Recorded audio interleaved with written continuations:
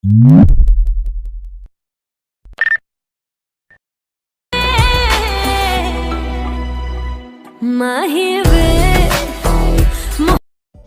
যে টাটাস ভিডিওটা দেখতে পেলেন, এই ধরনের টাটাস ভিডিও বানাতে চাইলে আপনাদেরকে প্রথমে ক্যাপকাট অ্যাপ্লিকেশনে চলে যেতে হবে। তো এখান থেকে আমি সেই ক্যাপকাট অ্যাপ্লিকেশনটাকে ওপেন করে নিচ্ছি। আমি প্রথমে ক্যাপকাট অ্যাপটাকে ওপেন করে নেওয়ার পরে নিউ প্রজেক্টে ক্লিক করে দেবো। নিউ প্রজেক্টে ক্লিক করার পরে অ্যালবামসে ক্লিক করে দেবো।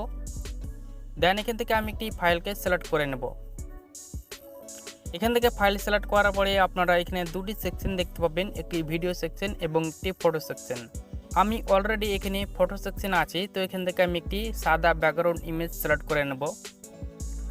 নেওয়ার পরে আবার এই ফাইলে ক্লিক করব। দেন এখান থেকে আপনার যে ফাইলে আপনার ফটো আছে আপনারা সেই ফাইলটাকে এখান থেকে সিলেক্ট করে নেবেন। তো এখান থেকে আমি একটি ফাইলকে সিলেক্ট করে নেওয়ার পরে আপনার এই ফাইলে যতগুলো ফটো থাকবে আপনারা সেই ফটোগুলো দেখতে পাবেন বা শো হবে। আপনারা এখান থেকে আপনার একটি ফটো সিলেক্ট করে নেবেন।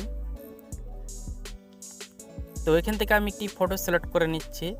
নেওয়ার পরে এখান থেকে আমি অ্যাড বাটনে ক্লিক করে দেব।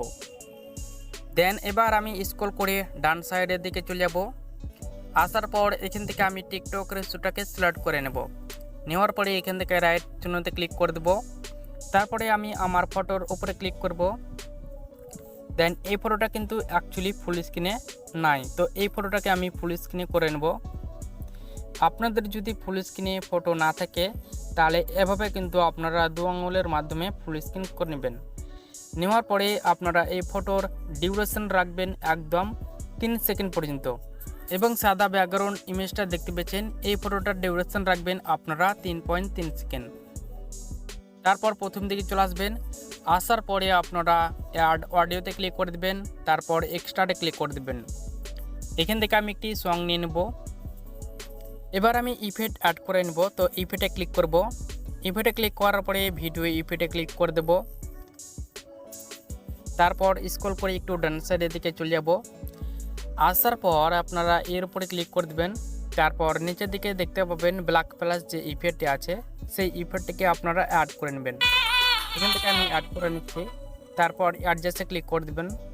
দেন এটার স্পিড 100% করে দেবেন। তারপর এখান থেকে ক্লিক করে দেবেন।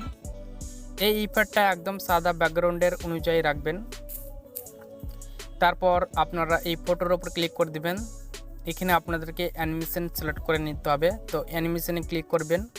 এখানে আমি অ্যানিমেশনে ক্লিক করে দিলাম। তারপরে এখানে অনেকগুলো অ্যানিমেশন দেখতে পাবেন, তো আপনারা একদম লাস্টের দিকে চলে যাবেন।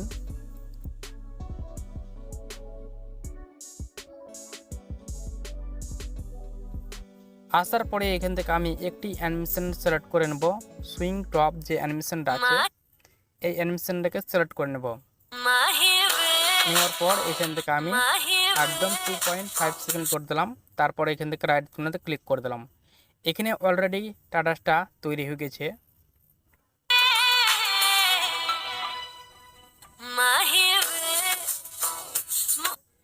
লাস্টের দিকে আসবেন, এখানে আপনারা ক্যাপকাটের একটি লোগো পাওয়া যাবে, এটাকে ডিলিট বাটনে ক্লিক করে ডিলিট করে দেবেন। তারপর এই টাটাসটাকে সেভ করে নেবেন এরো অপশানে ক্লিক করে।